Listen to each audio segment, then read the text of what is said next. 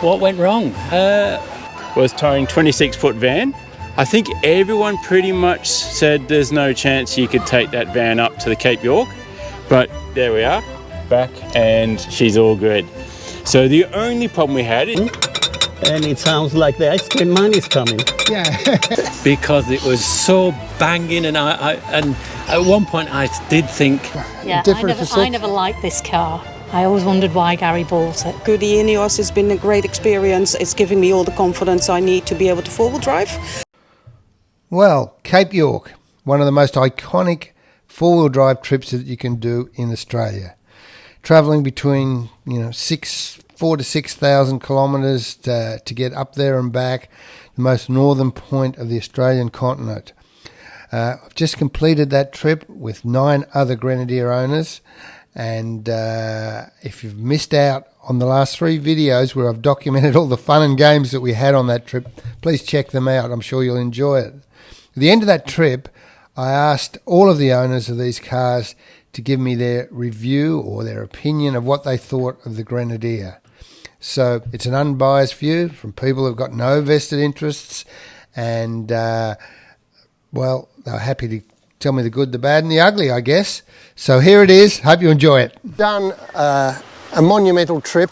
A grueling trip. Absolutely grueling. And you've got to agree, some of the stuff we did, particularly the Frenchmans Track, was tough. Oh, yeah. Really tough on vehicles. Yeah, I think if we weren't in a group, I wouldn't have tackled some of them, because you needed that backup if it all went pear-shaped to pull That's you right. out. Now, you've got an engineering background, an engineering business, so you know about stuff. I'd like you to give, a 5-minute honest review of what you think of the Grenadier after doing that and after having it for how many months you've had.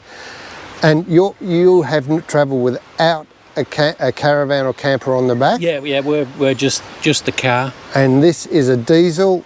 Yep. The base model, but spec'd up? Yeah, this is just the poverty pack that had the lockers. What do you have? Yeah, the lockers, which really is what you need, and the raised air intake. Yep. What went wrong? Absolutely nothing. If you were making a video about things that went bad on it, it'd be very short. Yep. I think it's performed awesome, really awesome. The suspension has been absolutely hammered. Some of the corrugations we had, the corrugations we on, I'm surprised the dash didn't fall to bits because it was so banging, and and at one point I did think the dash was falling to bits, but then I found out it was something in the glove box rattling to make it sound like it was falling to bits. But other than that, it has performed amazing Yeah, car. look, I have to agree, and not only that, when we've been back on the sealed roads, there's not too many squeaks or rattles. No, there isn't. No. There isn't. That's one thing I'm dreading, is getting home and then suddenly driving it and finding, this is rattling, that. But yeah, when we were driving on the sealed roads again, which was beautiful, it just drives like it did before we went on the murderous trip of corrugations. Okay, Yeah. so you're very happy with it? There's nothing... Yeah, I think it's perfect. It's a good balance between on-road comfort and off-road capability. I don't think they could have got it any better. I mean, there's little things that we're adding to make the car more usable. Again, they are all personal items that are for the person that wants to use it. So you can't have one car that fits all, but they've given us a good base for us to start adding things on for our case use. I can't find anything wrong with it. That's great. Thank you, Justin. And I'll just add that Justin's business is Euroflow, and he makes a whole lot of really cool stuff, including something like this on the side here, where he's carrying 2 jerry cans, and it's included with the Max Track rack up there, and he's got lots of good stuff, and bash plates and everything else. Yeah, So, yeah. And he has promised to sponsor my channel by giving me one of those little devices that cover the stop-start button. Is that right? And that's the only sponsorship I'm getting from him. I have no other financial connections with Justin, but yeah, his stuff is good, and being an owner of the Grenadier himself, he's finding more things that he can make for these. So I believe he's got a distribution in the States as well. Yep. Okay. All right. Thanks, you, John. Justin. You've been on the trip as well, and I see you're mucking around there doing stuff. What are you doing for a start? Just cleaning up the filters. This is a 23.5 Trial Master Grenadier. So it has the front lockers, rear lockers, and all the electrical stuff that comes with it. The vehicle so far has been very good. I go four-wheel driving probably once, twice a month. Has never let me down. Had little niggly things on this initial setup, but all has been sorted by INEOS. No real big problems. For this trip, I was concerned because many other vehicles have lifts. I don't have a lift. And we're doing some tracks that people told me perhaps better with a lift, and the car performed very well. No issues, no problems, went in and out, got in the water, some areas with a little bit of depth, and the race intake is not a seal snorkel, performed well. Yep. Had no water ingress anywhere, so I'm very happy with. Now yours is a petrol. This one is a petrol. It's one of the 2 or 3 that are petrol out of the 10. Correct. That's right. Correct. And also that was a concern for the tip with the availability of under the fuel, but there was no problem. I only needed to use a 20-liter jerry can a couple of times just for peace of mind. The vehicle probably would have got to the next petrol station, but the driver was a bit worried about that. Yeah. Okay. We did the Frenchmans Track, which was pretty bloody tough, wasn't it? How would you rate that track? You do a lot of four-wheel driving, as you said, a couple of times a month. Would that be up there with the toughest? I would say so. We were coming west to east. Yep. The downhill area to the track was quite tough. Yep. Quite technical. Always need somebody to guide you because there are boulders there, and if you get the tire in the wrong place, probably you go too uneven and hit things underneath. And then for the water crossing, again, walk the river. Yes, the concern that there might be a croc lurking is always there, but you have to do it because there are boulders there. Yeah. That in my case, I have a stainless steel protection, and the other vehicles had other type protection, but because we walked the river, we knew where the big boulders were. Yeah. And we put a spotter specifically in the point where the big boulders and the exit could do damage to the vehicle. Yep. So we didn't have any real issues with the entry or exit or traveling the river. So what do you think should be improved? Is there anything that you say, well, this is what I don't like about the Grenadier and what should be improved? Anything there, or overall happy with most things?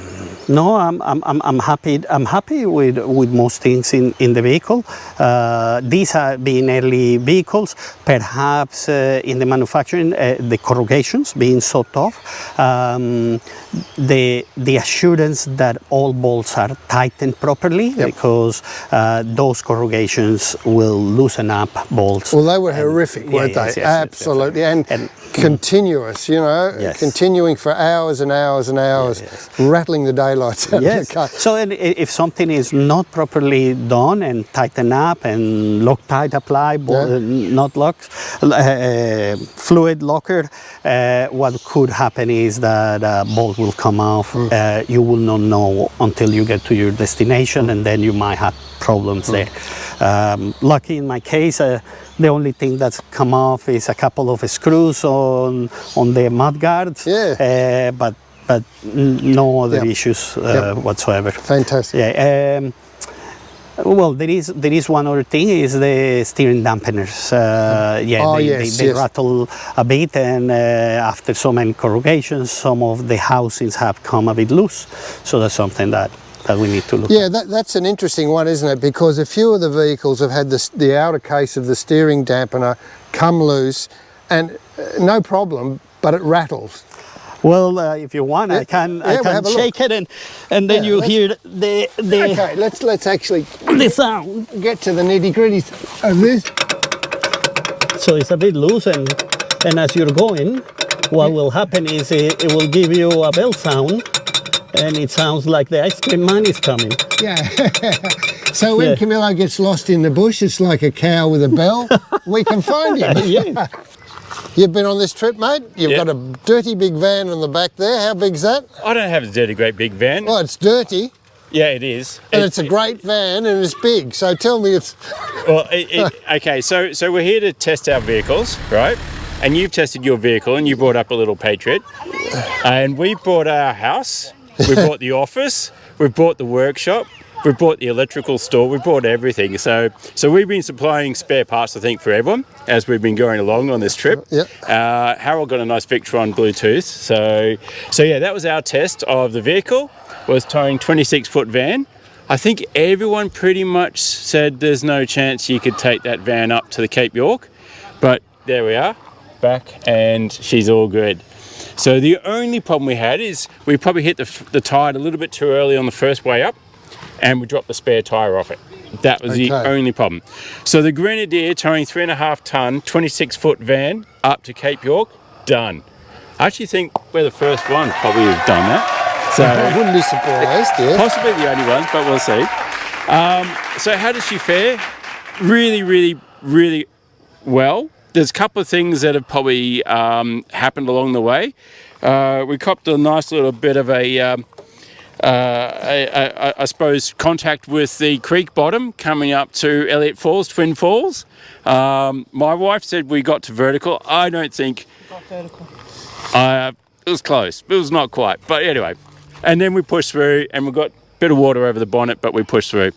But that does raise a couple of points. The waiting function has not worked the entire time.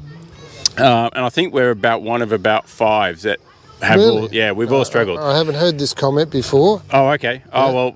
but that's good to hear. Yeah, no, there's quite a few of us. I can't shift it now out of high gear, so I can't engage the high lock or the low or low lock. So that only happened up at Elim Beach, so it's only happened in the last 48 hours, but that's a bit of an issue. I believe it's a locking pin. I believe it's fairly simple. You could probably even fix it, but anyway, that'll get sorted out. I don't need low gear anymore, and I'm all good.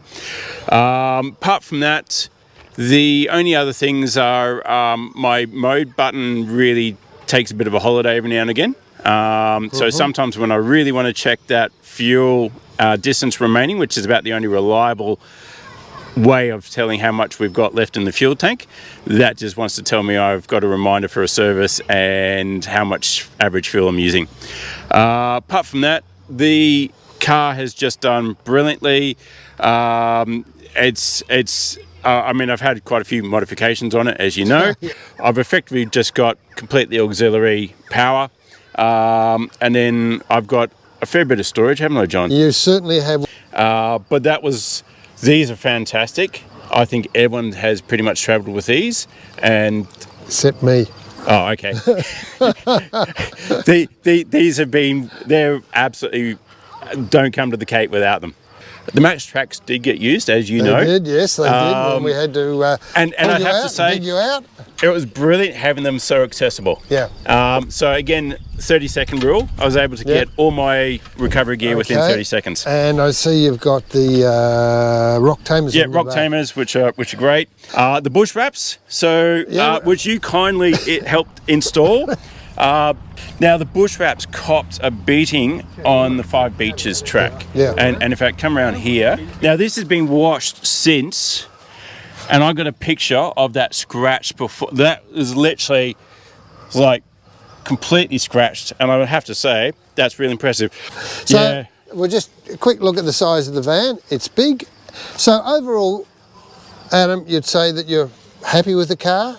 Oh, listen, okay, so having come from the Land Rover background, this has absolutely excelled all my expectations on towing beast of a thing, handling it really, really well. I mean, some of those roads up there were absolutely terrible, and pulling the 3.5 tons of brick behind you, brilliant, really brilliant. We have a Donny Gray INEOS. Lovely. Field master potentially, but I don't pay a huge amount of attention. Yeah, it's bush wrapped, it's lifted, it's got stuff on it.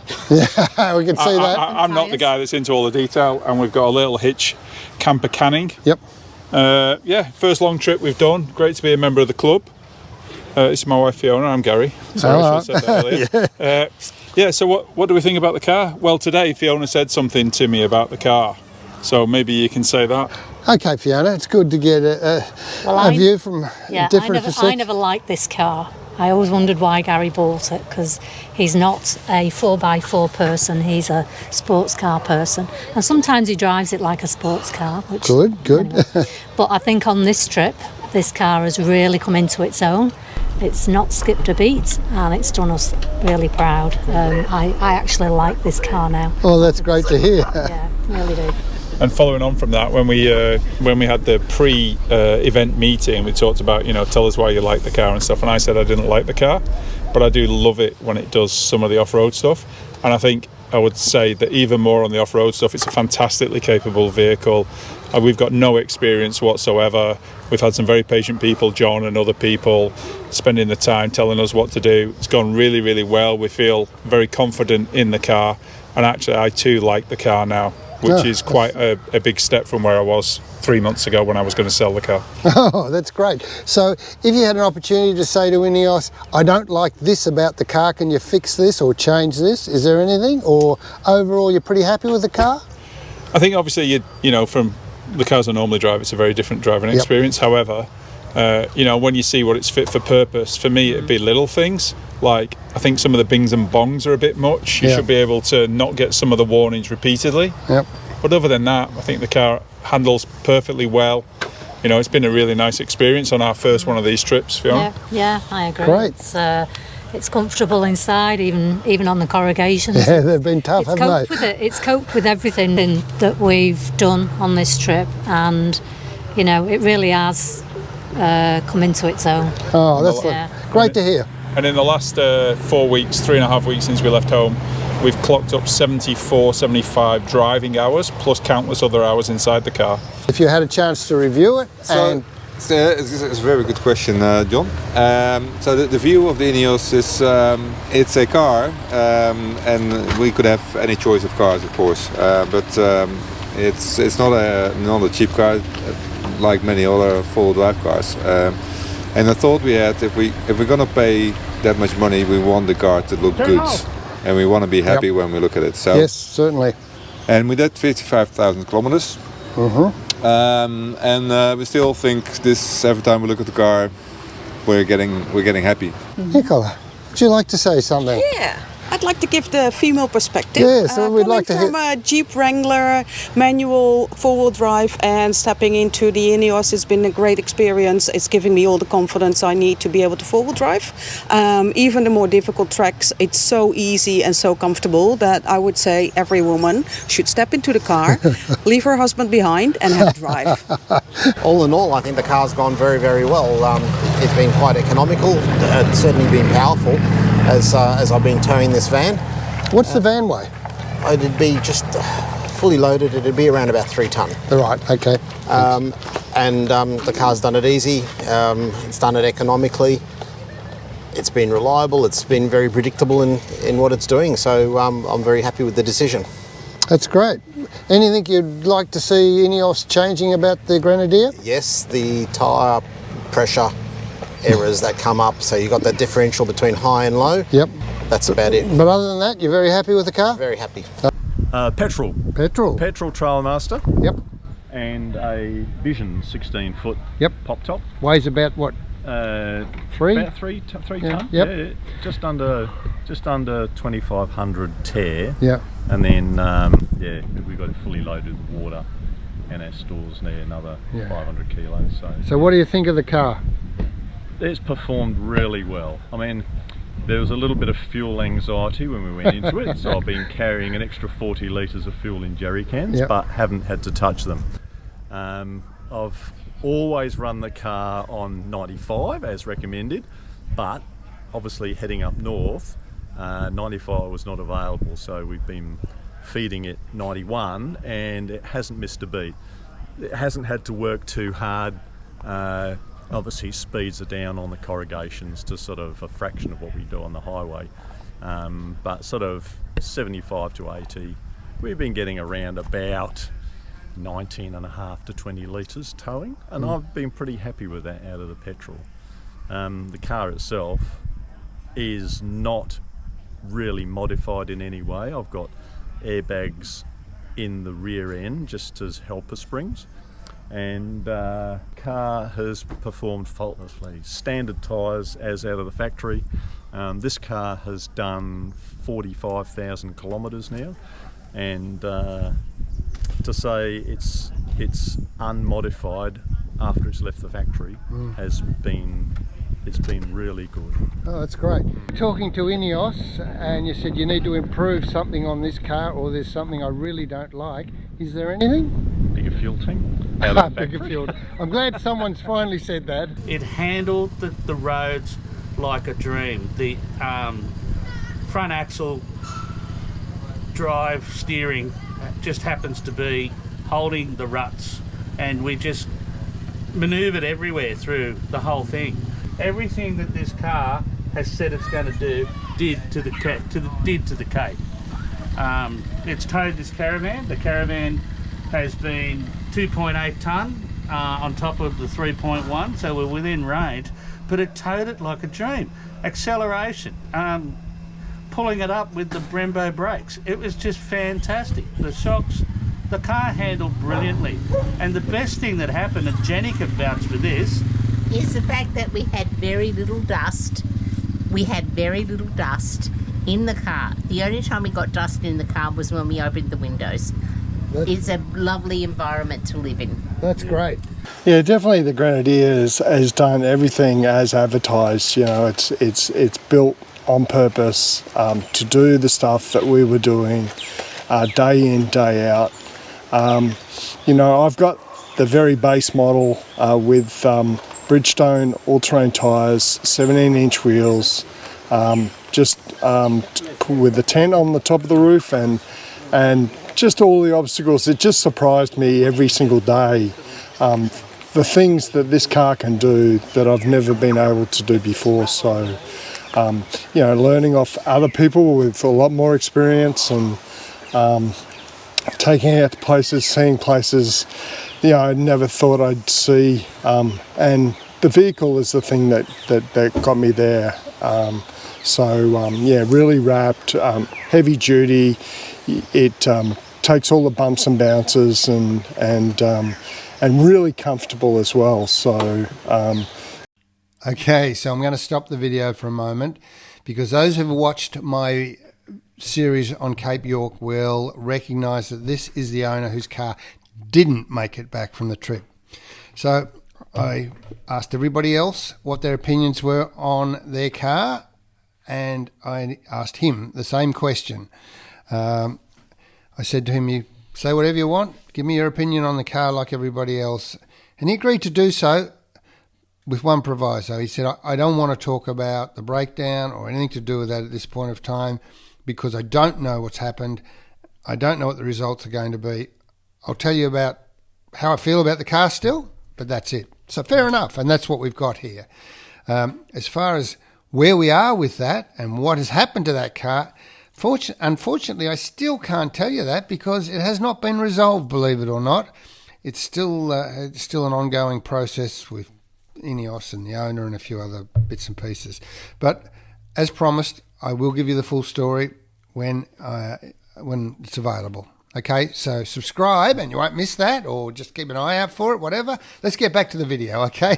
You know, the comfort factor, the way it's been designed on purpose and built for purpose really shines through when you get to these types of roads and get to this type of country. So yeah, really amazing places to see, really good challenges of both you and your vehicle, and every single step it's pulled through and yeah, been 100% wrapped. Thanks so much, mate. Okay. It's terrific.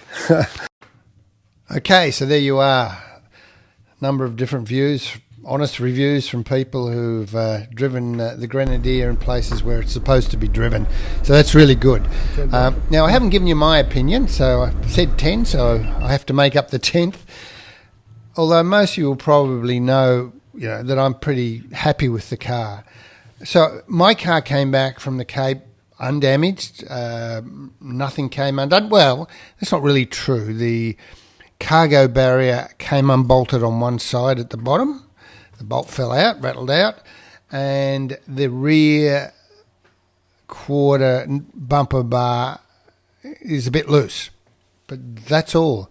No other damage. Oh, I did scrape you will have seen in the video, I did scrape the side of my side step, and one of my rear exhaust pipes is a little bit squashed, which I've got to do something about. But other than that, as far as the car itself, it was faultless on the trip. So, again, I loved it. I enjoyed it. It was comfortable in that car. It was safe in that car. And it went everywhere. And some of those water crossings were fairly challenging for us. But, no water got in anything, so that was all good. Okay. Again, hope you enjoyed it. If you could subscribe, that'd be great. And I'll be back soon with more.